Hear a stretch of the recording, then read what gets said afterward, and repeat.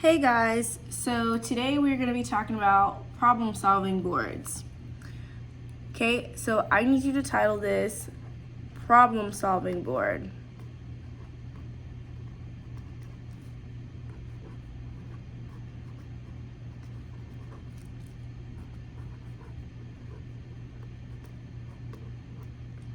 Okay, the only time you truly need a problem solving board is when you are dealing with a word problem. So I would probably put over here made for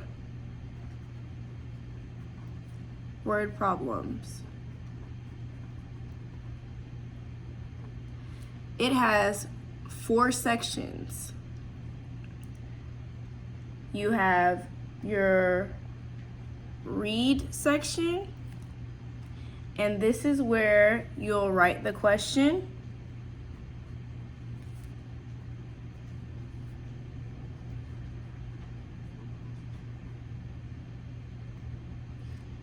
It has your think section,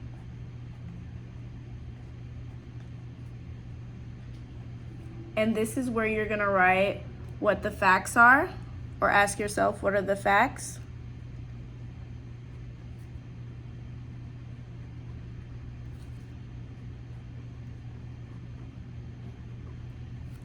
It has the solve section,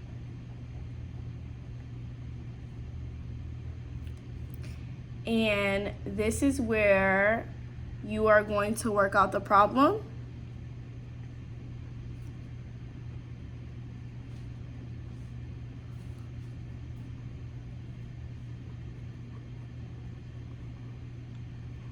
And then it has the check section. With the check section, this is where we are going to use the inverse operation.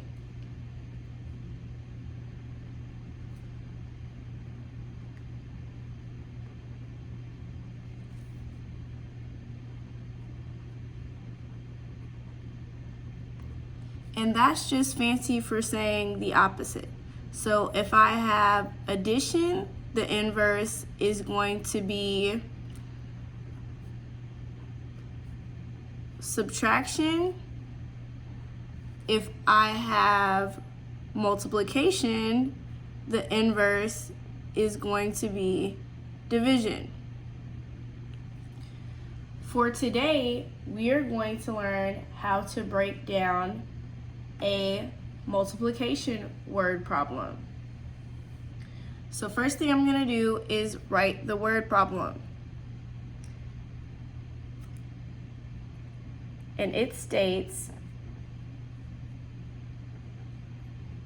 Daisy can type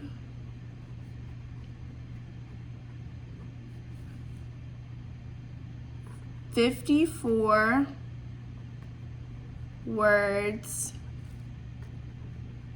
per minute."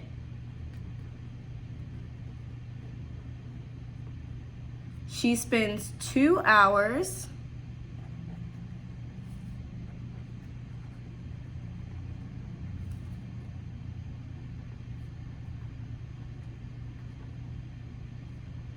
typing a short story.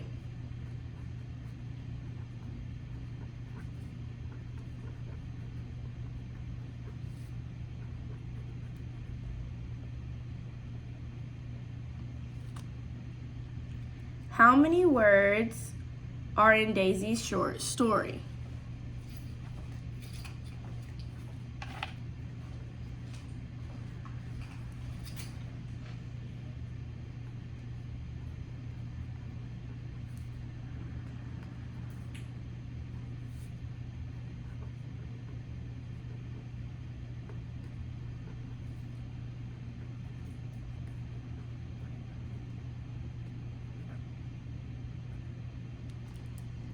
Okay, first step is going to be to draw your problem solving board. When you draw your problem solving board, you want to draw a line down the middle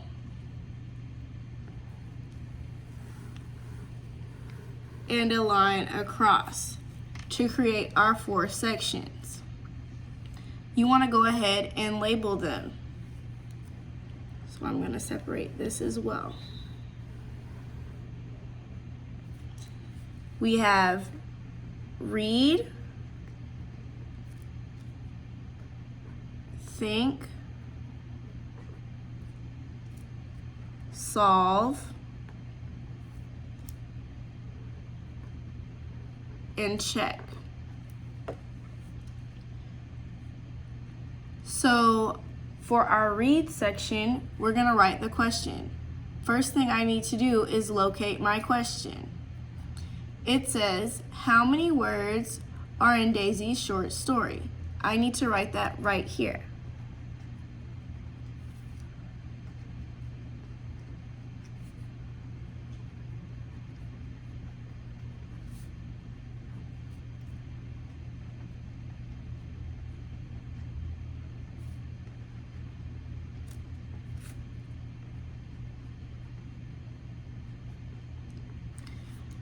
Our next section is our think section. In our think section, this is where we put our facts. So I'm going to circle my facts. I know that she types 54 words per minute. I also know she spent 2 hours typing. So I'm going to write 54 words per minute and 2 hours typing. Now I need to think. I have minutes and I have hours. Another fact that's not on here, but I need to write, is that 1 hour is equal to 60 minutes. So now that we have our facts, we're going to go ahead and solve this word problem.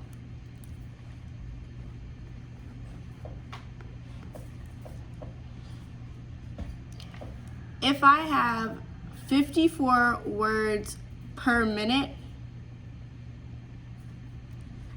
I can either convert my 2 hours into minutes. Actually, that would be best. We're going to convert our hours into minutes. So I know that 60 and 60 would give me 120.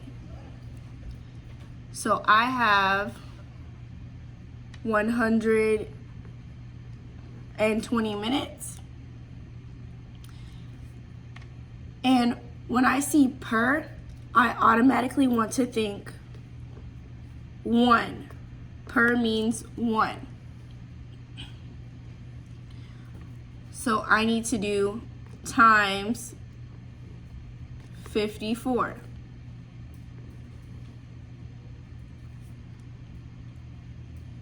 We're gonna go ahead and do the turtle head method for this. So that means I need to draw my turtle head. 4 times 0 equals 0. 4 times 2 equals 8. And 4 times 1 equals 4.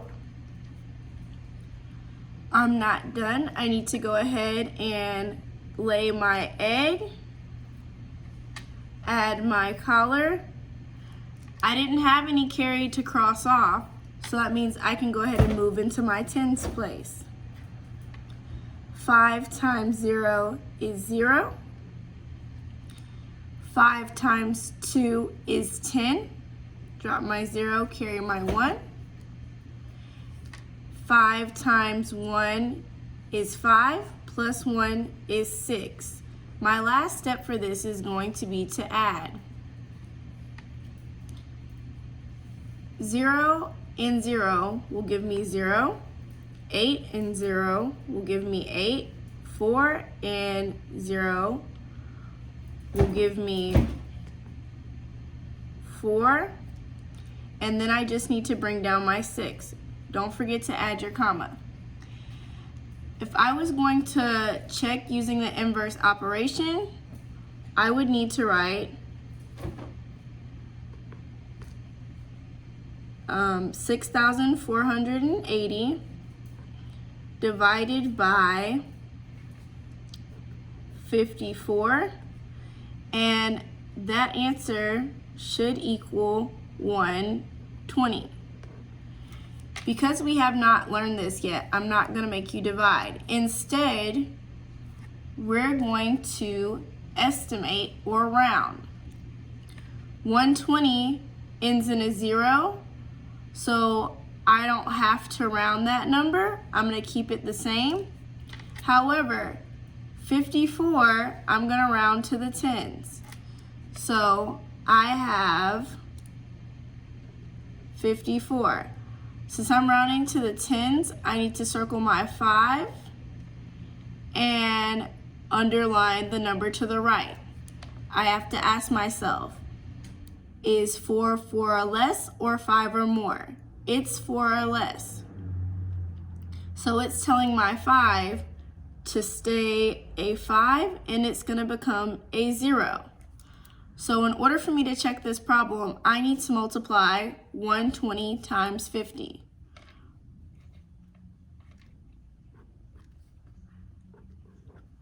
I'm looking to make sure that this is a reasonable answer. You can multiply 0 times each of these place values and get 0 across the top, or you can do it like a basic fact and go ahead and drop your 0. So I just dropped my 0. It's the same thing as laying my egg here. So I'm going to go ahead and start multiplying with my 5. 5 times 0 is 0.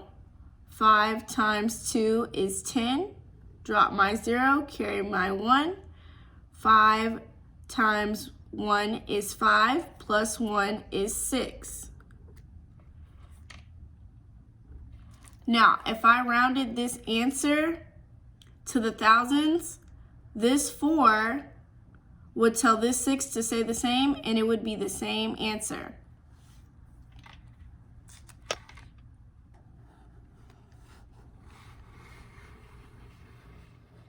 Okay, we're going to do a second word problem.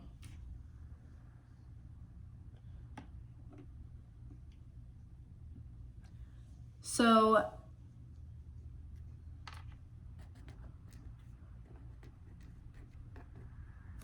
Mark had 123 eggs in a refrigerator.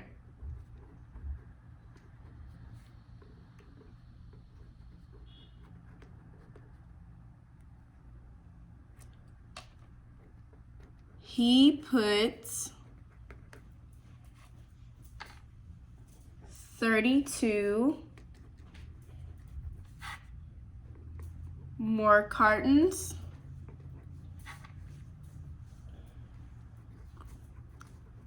in the refrigerator.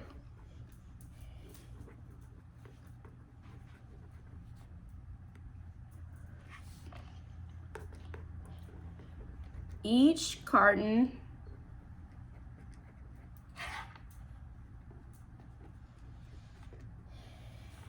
contained 18 eggs.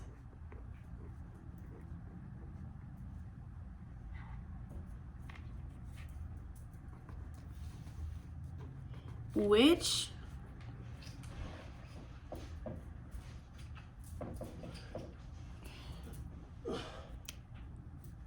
of these is the best estimate of the number of eggs.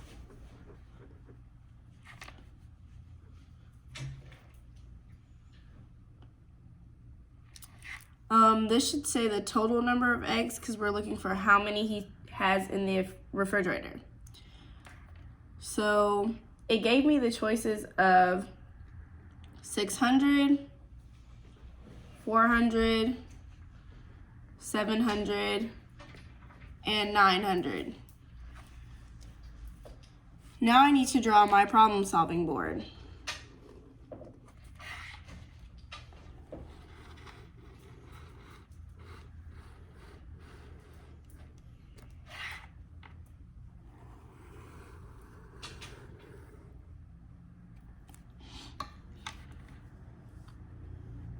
Read,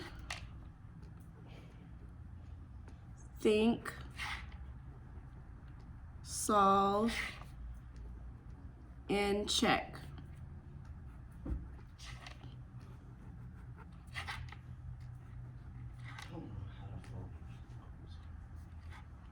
Okay, for my read, I need to go ahead and write my question.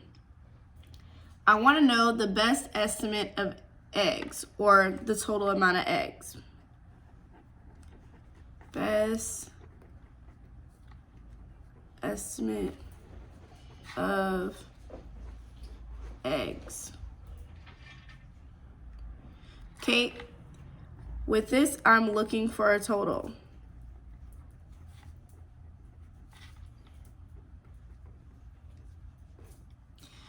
If you're looking for a total, this automatically tells you it's a multiplication problem. If you have a total, it's going to be a division problem. So, let's look at our facts. I know he already had 132 eggs in the refrigerator. I know that he has 32 more cartons. And each carton has 18 eggs.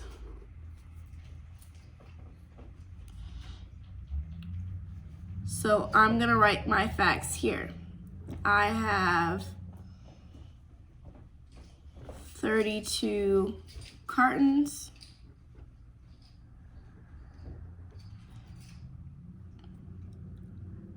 18 eggs per carton, and I started with 123 eggs.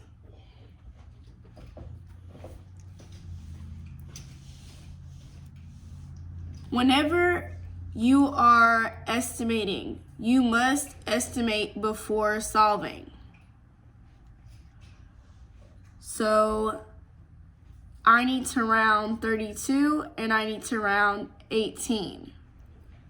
The reason I know that I am working with 32 and 18 is because they're both dealing with the cartons. This 123 is just dealing with the eggs. Do you see how it has carton here and carton here? So I have 32 and I have 18. We're gonna use front end estimation where I'm rounding to my first number. I'm gonna circle my 3 and underline my 2. I need to ask myself, is 2 4 or less, or is it 5 or more? You should get that it is 4 or less. So that 3 is gonna stay the same and that 2 is gonna become a 0. I'm gonna do the same thing with 18. I need to circle my 1 and underline my 8.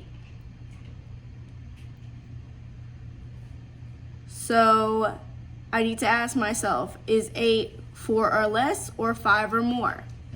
It's 5 or more. So so it needs to raise the score. This 1 needs to go up 1. So it is now a 2, and this 8 becomes a 0. Now we're going to multiply. I'm going to use my basic fact, which means that I'm multiplying 3 times 2. 3 times 2 gives me 6, and I need to add back my zeros. But we're not done. We didn't forget about this 123 eggs. Since we're using front-end estimation, that means I need to round that 123 as well. So I'm going to circle my 1, underline my 2. I need to ask myself, is 2 4 or less, or is it 5 or more? It's 4 or less, so I need to let it rest. This 1 is going to stay the same. Everything after that is going to turn into a 0. So I need to go ahead and add my 100 back. The answer I got when I add 100 plus 600 is going to be 700. Now, in order for me to check, normally I would say that we would use division, but we're not there yet. So we're going to go ahead and use standard form to check our estimation. So I have 32 times 18. 8 times 2 is 16. Drop my 6, carry my 1. I'm sorry, I forgot to break this into turtle head. So I'm going to separate my 10s from my 1s using turtle head. Now, 8 times 3 is 24, plus 1 is 25. Before I move on to my 10s place, I need to add a 0, which is the same thing as laying my egg, add my collar, and cross off my carried. 1 times 2 is 2, 1 times 3 is 3, and I'm going to go ahead and add here. 6 and 0 give me 6, 5 and 2 give me 7, 2 and 3 give me 5. I don't want to forget that I still have to add this 123 eggs. So I'm at 576 plus 123.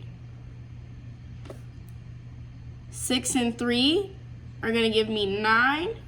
7 and 2 are also going to give me 9. And then 5 and 1 is going to give me 6. Is 699 close to 700 is what I need to ask myself.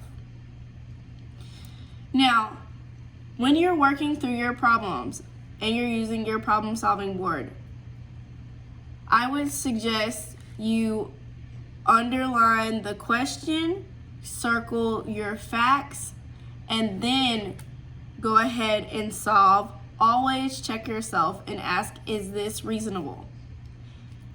Have a great day.